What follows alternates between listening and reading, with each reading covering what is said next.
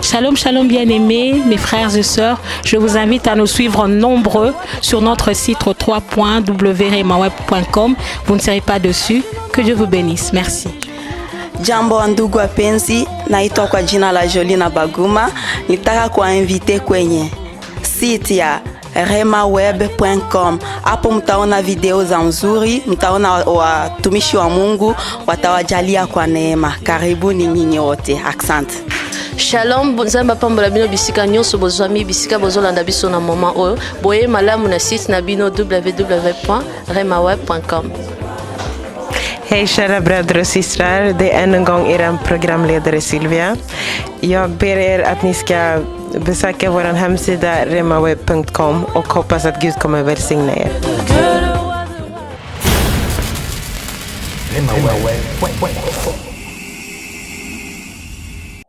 De ce qu'on va enseigner pendant, à partir du demain, le mercredi, le jeudi et puis le vendredi, à la bonne sémence. Que le Seigneur vous bénisse.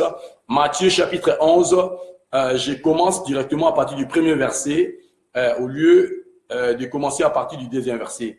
Matthieu chapitre 11, j'ai lu au nom de Jésus. Lorsque Jésus eut achevé de donner ses instructions à ses 12 disciples, il partit de là pour enseigner et prêcher dans les villes du pays.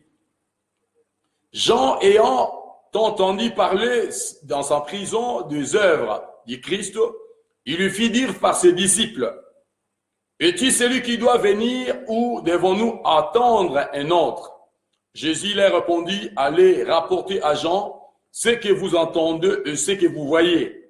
Les aveugles voient, les boiteux marchent, les lépreux sont purifiés, et les sourds entendent, les morts ressuscitent, et la bonne nouvelle est annoncée aux pauvres. Heureux celui pour qui je ne serai pas une occasion de chute. » Parole du Seigneur. Je recommence encore la lecture. Matthieu chapitre 11, je commence à partir du premier verset jusqu'au cinquième verset. Nous lisons, « Lorsque Jésus eut achevé de donner des instructions à ses 12 disciples, il partit de là pour enseigner et prêcher dans les villes du pays. Jean, ayant entendu parler dans sa prison des œuvres de Jésus, lui fit dire par ses disciples, « Est-il celui qui doit venir, ou devons-nous attendre un autre ?» Jésus leur répondit, « Allez rapporter à Jean ce que vous entendez et ce que vous voyez. Les aveugles voient, les boiteux marchent, les lépreux sont purifiés, et les sourds entendent, les morts ressuscitent, et la bonne nouvelle est annoncée aux pauvres. Heureux celui pour qui je ne serai pas une occasion de chute. » Bien-aimés dans le Seigneur, nous venons là de faire une courte lecture dans le livre, l'évangile de Matthieu chapitre 11, à partir du premier jusqu'au cinquième verset. Dans Matthieu chapitre 11, là où nous venons de lire, on nous parle de l'histoire de l'emprisonnement des gens. Vous savez, étant donné que c'est une exhortation, je ne vais pas faire beaucoup d'exégèse là-dessus et faire donner beaucoup d'explications. Mais je vais directement entrer dans le vif du sujet après juste la lecture. Dans Matthieu chapitre 11, bien-aimés des Seigneurs, on nous parle de l'emprisonnement des gens. Jean-Baptiste, qui tout le monde connaît, tous les enfants de Dieu sont d'ailleurs censés connaître Jean-Baptiste, ceux qui lisent la parole de Dieu. Jean, il était un prophète promis, c'est-à-dire un prophète que tout Israël attendait. Il était le grand prophète selon la prophétie du prophète Isaïe, selon la prophétie du prophète Malachie. C'était un grand prophète de Dieu et il était aussi un cousin à Jésus-Christ. Donc Jean avait pour mission de baptiser le Seigneur Jésus-Christ. Il avait pour mission de purifier le peuple d'Israël en vue de préparer le peuple à la première venue de notre Seigneur Jésus. Alors, si nous lisons la naissance de Jean, nous allons voir que la naissance du prophète Jean est liée et a beaucoup de similitudes à celle de notre Seigneur Jésus-Christ. Alors, il y a beaucoup de choses à dire là-dessus, mais c'est que nous savons tous que Jean était un prophète de Dieu et un grand prophète, et le Seigneur Jésus d'ailleurs lui-même a considéré Jean comme le plus grand de tous ceux qui sont nés de femmes. Alors, le grand prophète parmi tous ceux qui sont nés de femmes, le grand homme parmi tous ceux qui sont nés de femmes, c'est cet homme qui est maintenant dans la prison. Et après, quand Jean a commencé sa mission, il avait commencé sa mission par le baptême de Jésus, non seulement le baptême de Jésus, mais le baptême d'eau en Israël. Il a prêché la repentance à tout le peuple. Il a baptisé les pharisiens, les juifs venaient se faire baptiser auprès des gens. Et un jour, comme nous le savons tous, que le Seigneur Jésus aussi s'était présenté pour se faire baptiser auprès des gens. Et c'est ce jour-là que Jean a entendu la voix rendant témoignage de Jésus-Christ. Une voix qui parlait de la mission de Jésus. Et Jean, qui était un prophète, a entendu la voix de Dieu parler du haut du ciel. Parce qu'il y a beaucoup de gens bien-aimés des Seigneurs, quand ils lisent la parole de Dieu aujourd'hui, ils pensent que le jour où Jésus a été baptisé par Jean, la voie, le ciel était ouvert comme des tiroirs et la voix a retenti et tout le monde a pu entendre cette voix. Or, ce n'est pas ce que la parole du Seigneur enseigne. La parole du Seigneur enseigne ceci. Le ciel fut ouvert. C'est Jean-Baptiste qui était un prophète, qui a vu que le ciel était ouvert. C'est Jean-Baptiste qui était un prophète, c'est lui qui a vu la colonne descendre comme le Saint-Esprit descendre sous la forme d'une colonne sur le port de Jésus. Et c'est Jean qui était un prophète qui a entendu la voix. Et si nous lisons la parole de Dieu bien-aimé des Seigneurs, nous croirons que tout le monde a entendu la voix, tout le monde a vu le ciel s'ouvrir et tout le monde a vu la colonne descendre sous le Saint-Esprit plutôt descendre sous la forme de la colonne sur le port de Jésus. Or, ce n'est pas ce qui est écrit dans la parole de Dieu. Parce que Jean lui-même a dit ceci. Il a dit, voici l'agneau de Dieu qui ôte le péché du monde. Pourquoi? Parce que Jean s'est souvenu de la parole que le Seigneur lui avait dit, de la parole que le Seigneur lui avait révélée. Parce que le Seigneur avait dit à Jean, c'est lui sur qui tu verras descendre l'Esprit sous la forme d'une colombe, c'est celui-là qui est le Christ, c'est celui-là qui est le Messie. Alors Jean a vu Jésus et il était tellement avancé en ce qui concerne la révélation au milieu des gens de son époque et il a déclaré, il a fait cette déclaration, voici l'agneau de Dieu qui ôte le péché du monde. C'est-à-dire Jean a été capable de voir 3 ans et demi après, de voir 3 ans et demi, comment le Seigneur allait mourir à la croix, comment le Seigneur allait faire répandre son sang pour le rachat de l'humanité. Et tous ceux qui étaient tout autour des gens, ils regardaient, ils voyaient en Jésus le fils de Marie, le fils de Joseph, le fils du charpentier. Mais quand Jean, avec des yeux prophétiques, regardait le Seigneur, il voyait un agneau ensanglanté. Voyez. Alors, bien-aimé dans le Seigneur, cet homme, ce grand prophète, a prêché parce qu'il fallait que Jean termine sa mission par le baptême de Jésus. C'est là où la mission de Jean allait se terminer. Mais Jean est allé au-delà de sa mission, au-delà de ce qui n'était pas écrit. Bien, c'est vrai, nous ne pouvons pas dire ça. Mais quelque part, si nous regardons la parole de Dieu, Jean avait pour mission de préparer les chemins parce qu'il a dit, je suis la voix de celui qui prépare les chemins. Je suis la voix qui crie dans le désert. Mais après que Jean ait préparé la voie pour le Seigneur, il a baptisé le Seigneur Jésus-Christ, il avait déjà fini sa mission. Et Jean a continué sa mission, il a commencé à prêcher maintenant. Qu'est-ce qu'il prêchait? Il a prêché contre le roi Hérode, il a prêché contre Hérodias qui vivait dans la fornication, qui était une très bonne chose. Un prophète qui connaît le péché, c'était quand même quelque chose de très bien. Mais la mission principale des gens consistait en la baptême de notre Seigneur Jésus-Christ. Sa mission, c'était celle de baptiser le Seigneur. Quand il est allé au-delà de sa mission, c'est ça qui a causé même sa mort, bien-aimé le Seigneur. Voilà, c'est très important, bien-aimé. Pour nous qui sommes enfants de Dieu, nous qui sommes serviteurs de Dieu, nous devons faire très, très attention pour ne pas aller au-delà de la mission que Dieu nous a donnée. De faire au-delà de ce que nous sommes capables de faire. Parce que Dieu a donné à chacun d'entre nous une mission précise. Voilà, l'homme de Dieu, l'enfant de Dieu, doit d'abord commencer par connaître, savoir c'est à quoi il est appelé. Le ministère auquel il est appelé, il est attaché. Sinon, nous risquons de mourir comme Jean. Alléluia. Alors ici, Jean le prophète, il se trouve maintenant dans la prison, ce qui est très important. Il vient maintenant dans la confusion, il va envoyer ses disciples pour demander à Jésus-Christ si il est le Seigneur ou bien il faut qu'on attende encore un autre Messie. Alors, chose bizarre, chose étonnante, Jean qui a révélé à la nation juive, qui a révélé à tout Israël la vraie identité prophétique, spirituelle de Jésus. Il a dit, voici l'agneau de Dieu qui ôte le péché du monde. Mais il était aussi la première des personnes d'ailleurs à s'embrayer et il va envoyer ses disciples pour dire, allez demander au Seigneur Jésus, est-ce c'est lui qui doit venir? Est-ce que c'est lui? Ou bien il faut que nous entendions un autre prophète, c'est-à-dire un Messie. Mais c'est lui qui avait baptisé le Seigneur dans les eaux du Jourdain. C'est lui qui a révélé, bien-aimé des Seigneurs, la vraie nature, l'identité d'ailleurs de Jésus. Au milieu de ses frères qui étaient aveuglés, qui n'avaient pas la même capacité de voir et de comprendre les choses spirituelles, Jean a dit, celui-ci, c'est l'agneau de Dieu qui ôte le péché du monde. Il a présenté Jésus, mais quand Jean était dans la prison, bien-aimé des Seigneurs, il a oublié toute la révélation qu'il avait prononcée.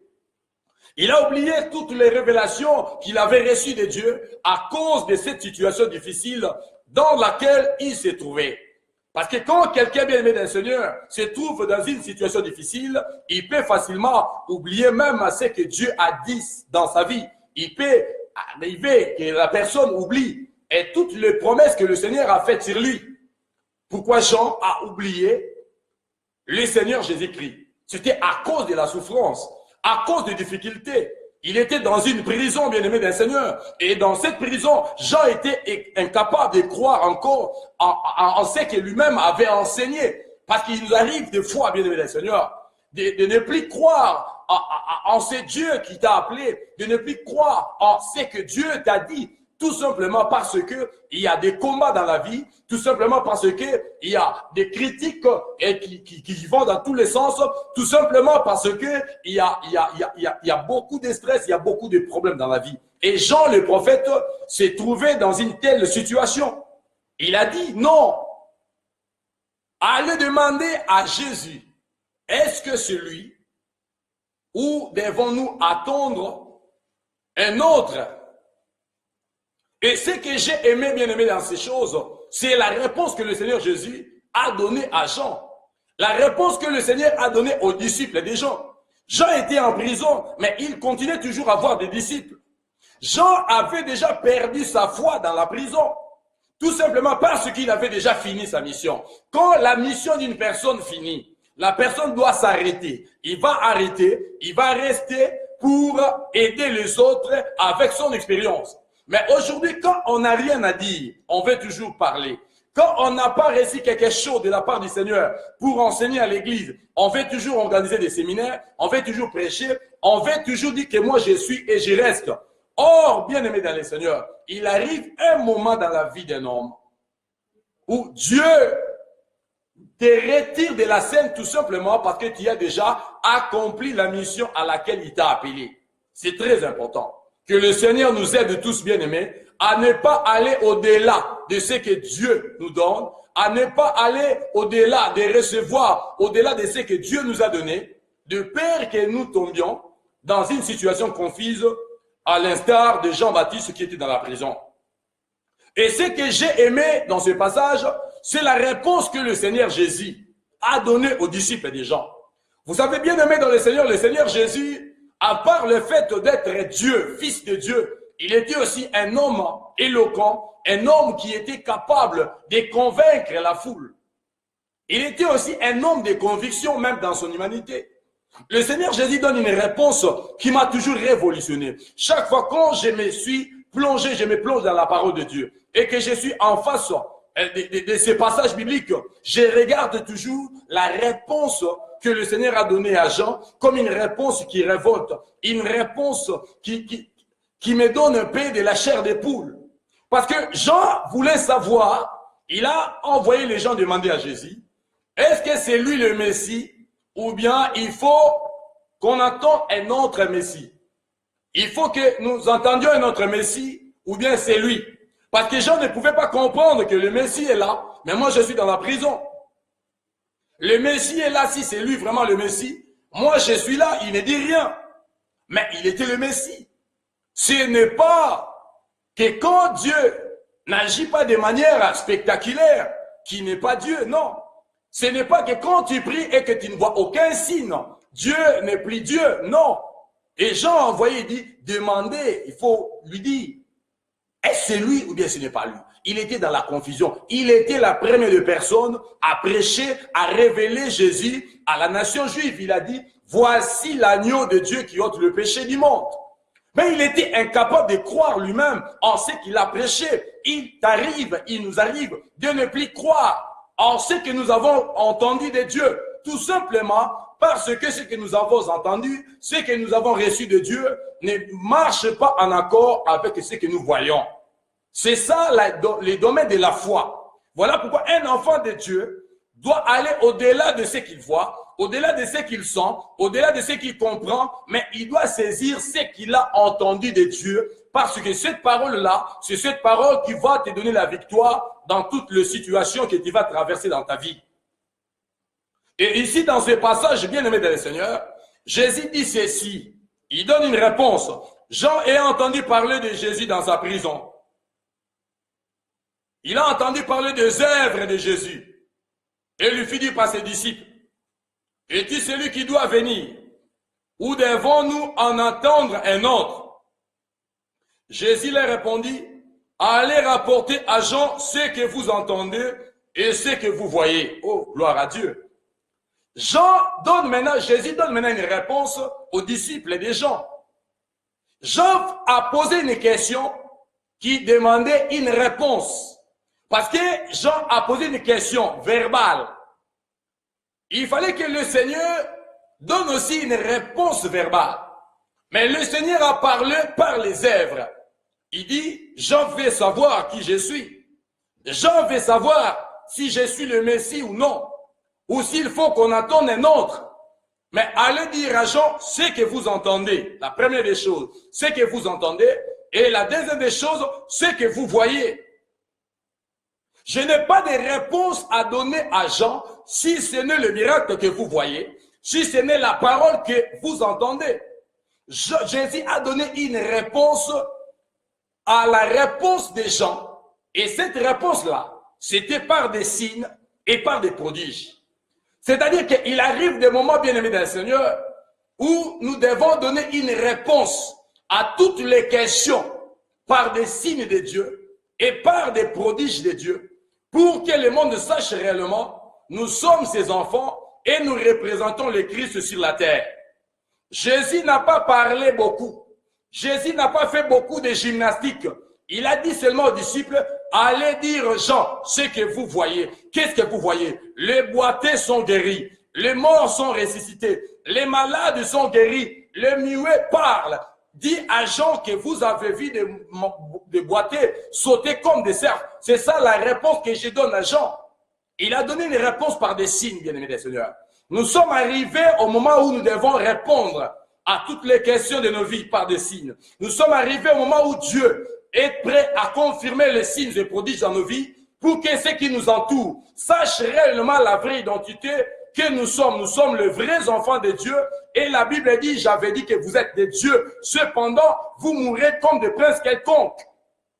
Il a dit non. Allez dire à Jean ce que vous voyez. Qu'est-ce que vous voyez? La réponse, c'est ce qu'on voit. Qu'est-ce que tu vois dans ta vie? Bien-aimé dans le Seigneur, nous avons, bien-aimé, besoin de voir des réponses, non pas seulement d'entendre des réponses, parce qu'il a dit, allez dire à Jean ce que vous entendez et ce que vous voyez. Après que nous ayons entendu la parole de Dieu, nous sommes appelés aussi à voir. Pour croire réellement, nous sommes ce que nous disons que nous sommes. Nous sommes ce que la parole dit que nous sommes. Nous devons, bien aimés dans le Seigneur, faire voir au monde, faire voir à cette génération que nous avons un Dieu. Avec Dieu, on ne force pas les choses. Avec Dieu, tout marche comme sur de l'huile. Avec Dieu, bien aimé dans le Seigneur, le monde doit savoir réellement que toi, tu as Dieu.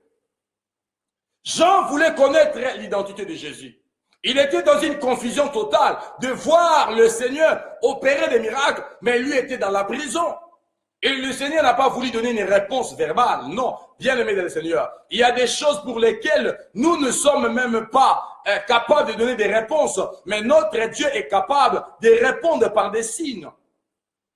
C'est ainsi, bien-aimé, quand il n'y a pas de signes dans la vie d'un enfant de Dieu, quand la puissance n'est plus là, quand l'onction de Dieu n'est plus là, les enfants de Dieu n'auront point de repères dans leur vie, parce que le signe sert de repères.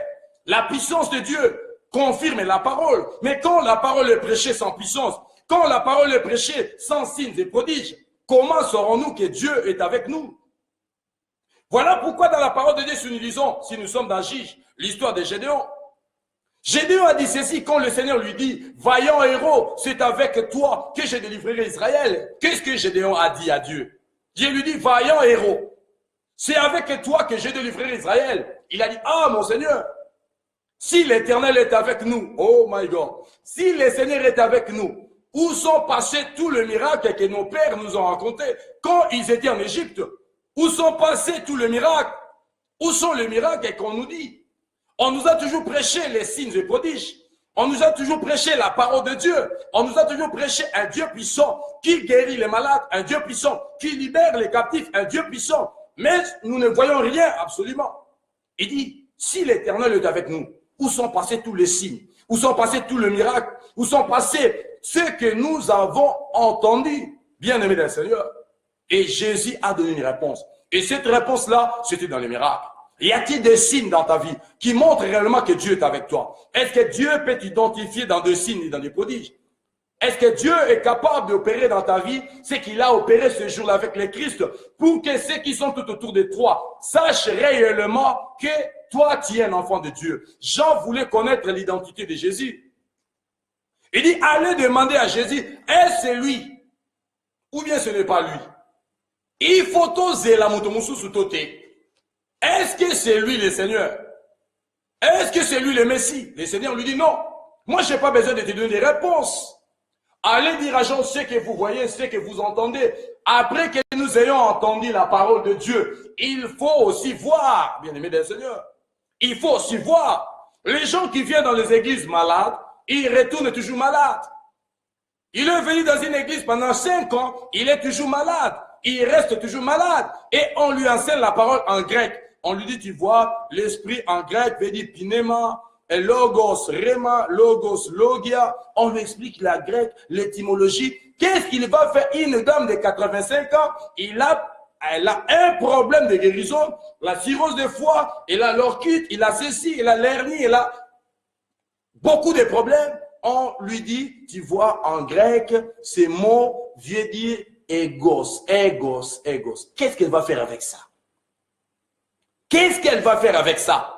Bien-aimés, nous devons répondre aux besoins de cette génération. Parce qu'il arrive des moments, bien-aimés des Seigneurs, quelqu'un qui est malade, il vient à l'église. Quelqu'un qui ne marche pas, il a un problème dans les colonnaillés. Il vient à l'église, je ne marche pas.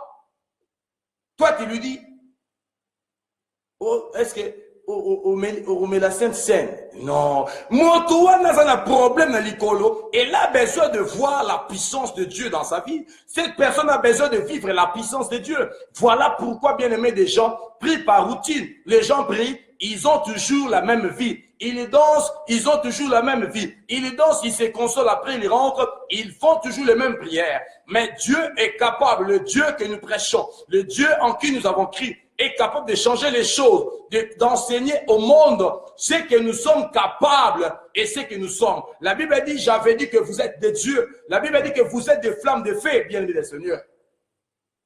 Jean a posé la question au Seigneur. Il dit, est-ce que c'est lui ou ce n'est pas lui? C'est-à-dire, c'était le problème de l'identité. Aïeba, Esaïe, Esaïe. Mais comment le Seigneur pouvait bien se présenter? Il pouvait bien dire, Jean, c'est moi. Je suis la lumière du monde.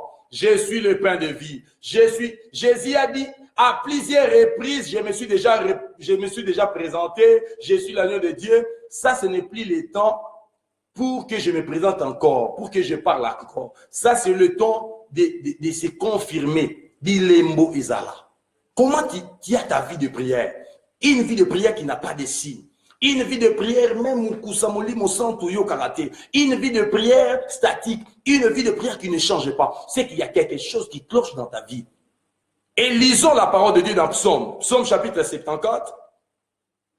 Psaume 74, le verset 9. Je prends seulement le verset 9. Là où il est écrit ceci. Nous ne voyons plus nos signes. Et il n'y a plus de prophètes. Et personne parmi nous qui sache jusqu'à quand.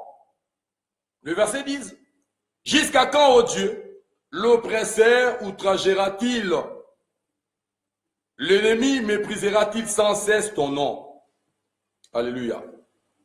Là, c'est le prophète. David qui dit, nous ne voyons plus nos signes.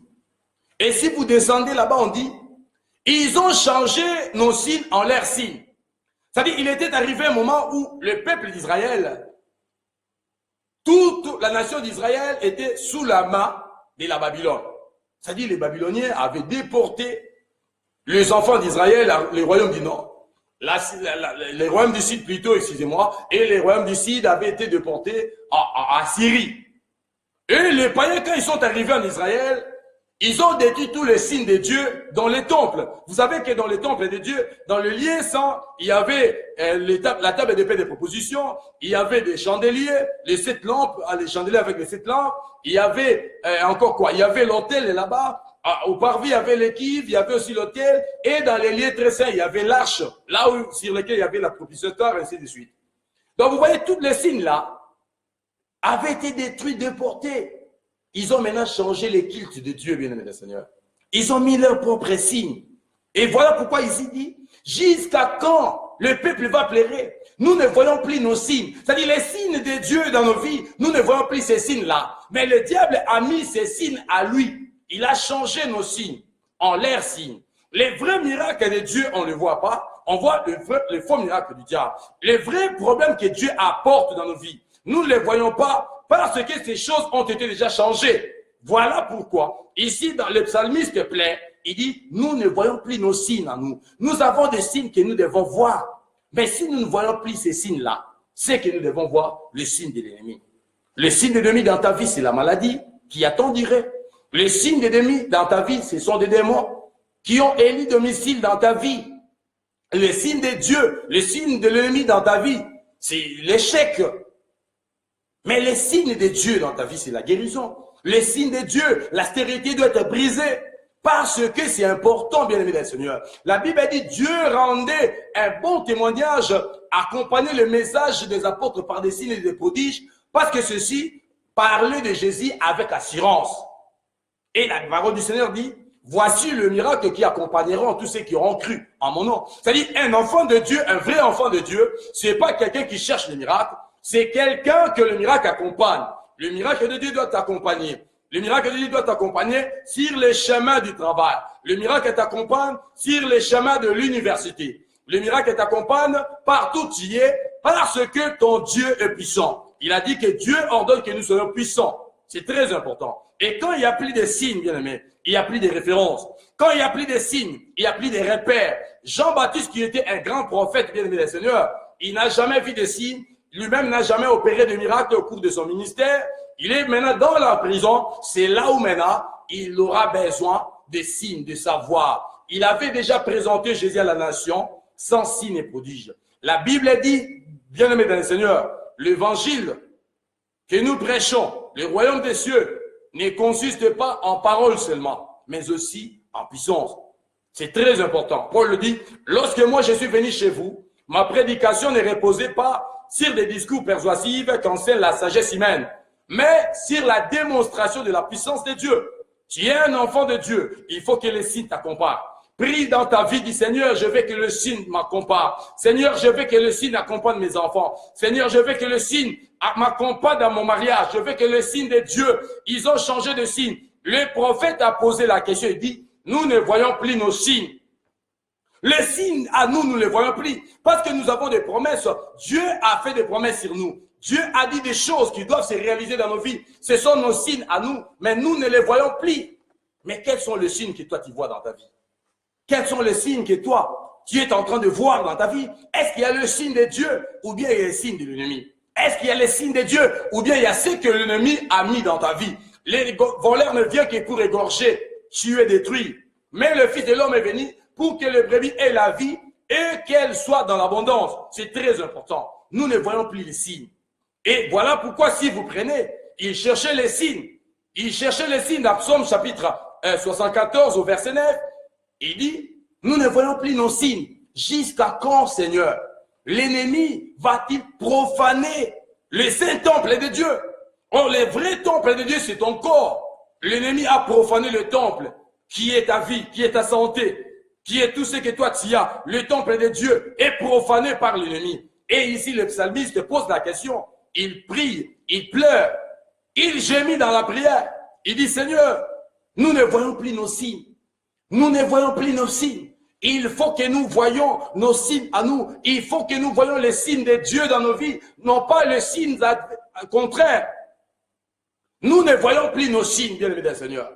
Il dit, nous ne voyons plus nos signes. C'est très important que nous ayons compris ces choses. Ces choses sont tellement cruciales que si ça n'existe pas dans les églises, s'il n'y a rien dans la vie d'un enfant de Dieu, il n'y a que le tâtonnement. On va toujours marcher dans les tâtonnements. On va toujours marcher dans la confusion. Pourquoi? Parce qu'il n'y a pas de signes. Parce qu'il n'y a pas de repères. On doit avoir la parole et les signes. Parce que si vous n'avez pas la parole, les signes de l'ennemi vont vous troubler. Mais si vous avez la parole, vous saurez discerner le vrai signe de Dieu et le signe qui sont les signes imitateurs, qui sont le faux signe, le miracle mensonger.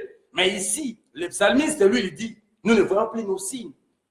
Les signes à nous, nous ne voyons plus. Nous avons besoin de ces signes, bien-aimés du Seigneur.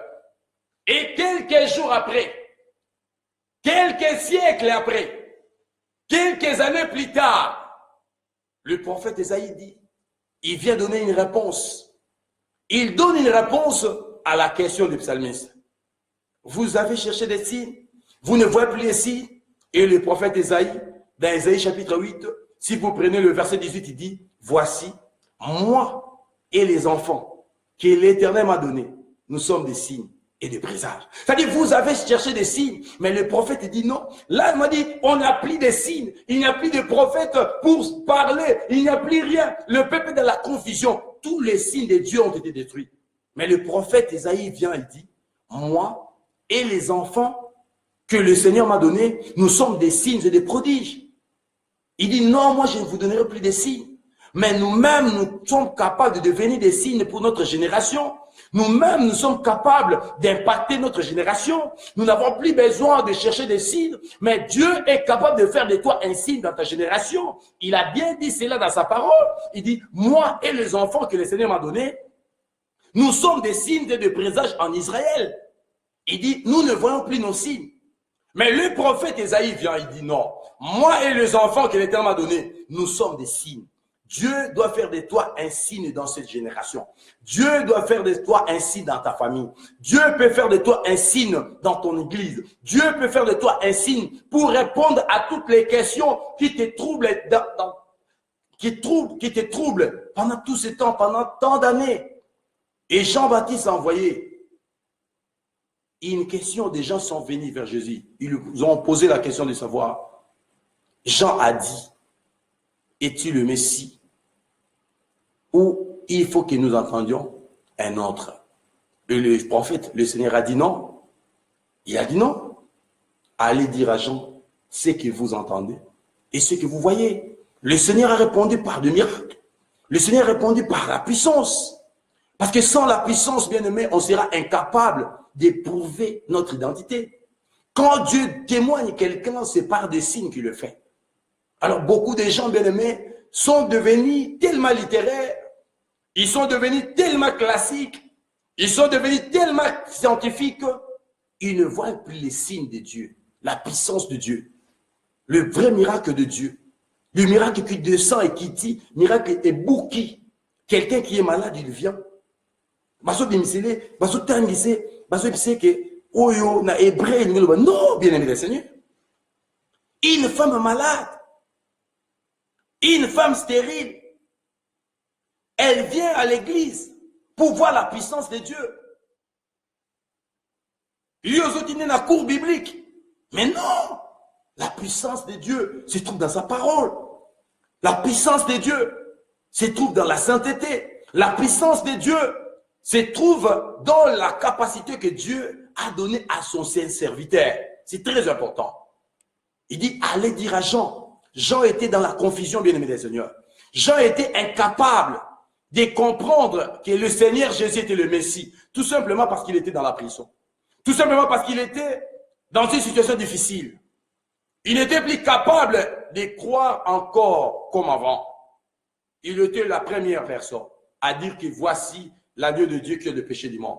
Il était la première personne à confirmer que Jésus était le Fils de Dieu parce que il avait entendu la voix venant du ciel, Jean.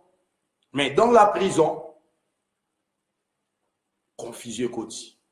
Et il y a des gens qui sont comme ça. Parce qu'ils battent liboso côté à baninga là-bas.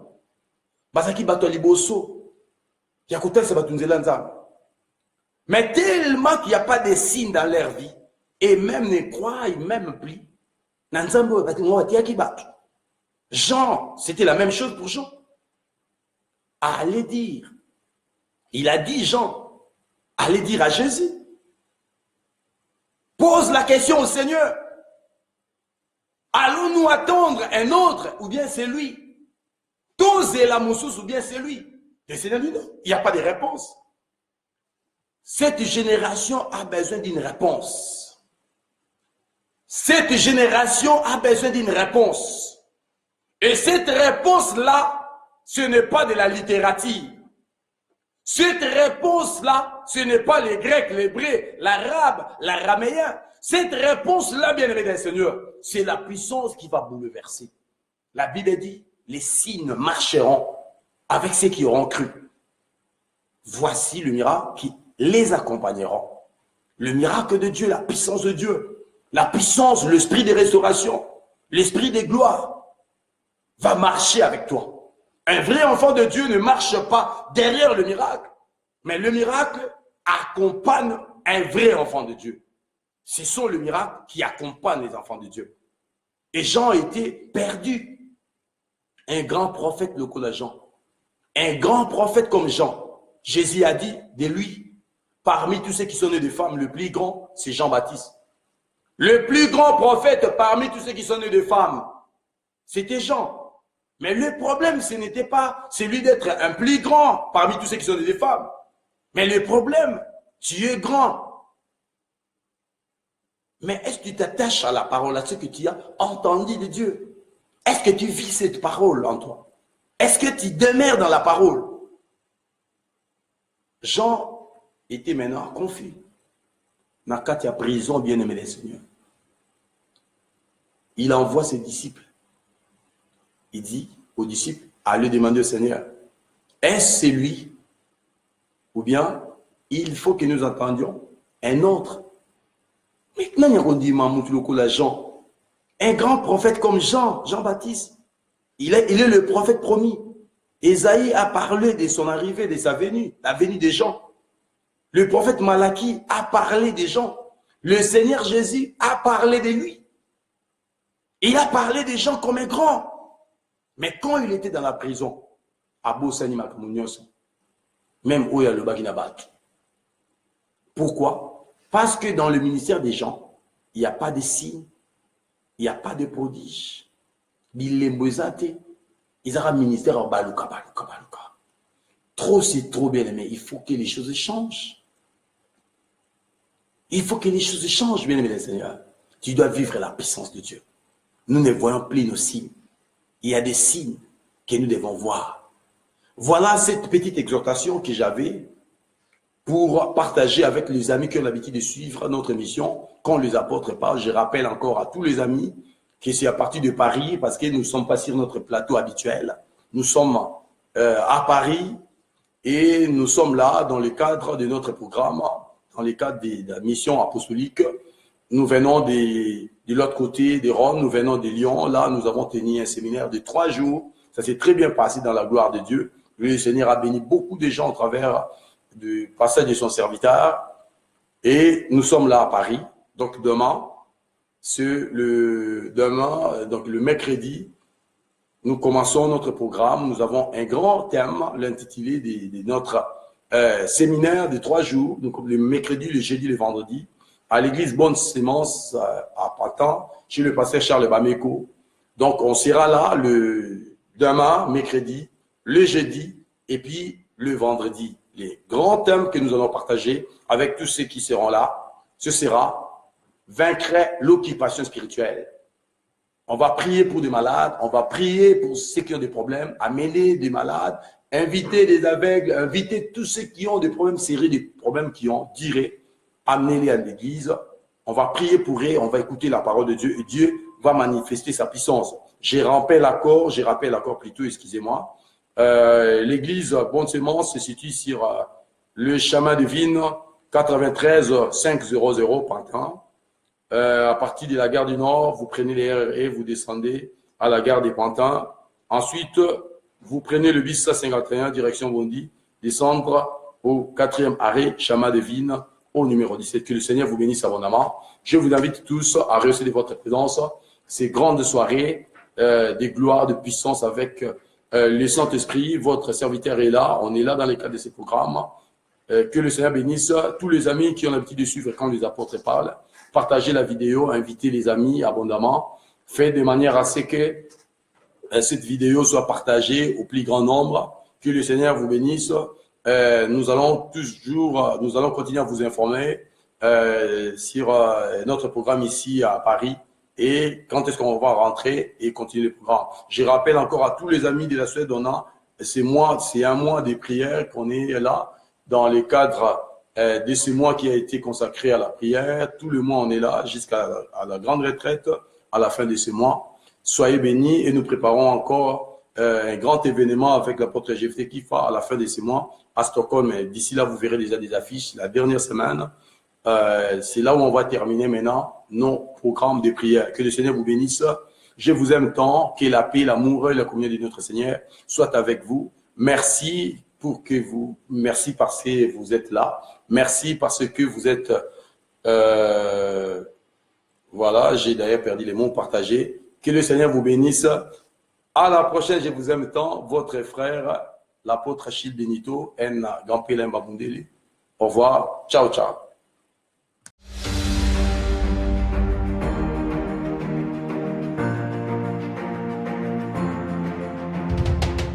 Studio Rema Web, un studio professionnel pour l'enregistrement et la diffusion de l'évangile du royaume de Dieu. Vous êtes à Stockholm, Göteborg, Malmö, Helsinki, Copenhague, Oslo ou dans des pays proches de Scandinavie. Contactez-nous pour faire passer vos émissions, prédications, séminaires, concerts, affiches et vos clips. Appelez-nous sur 08 75 19 809 ou sur notre email info@remaweb.com. Studio Rema Web, la révolution du média a commencé.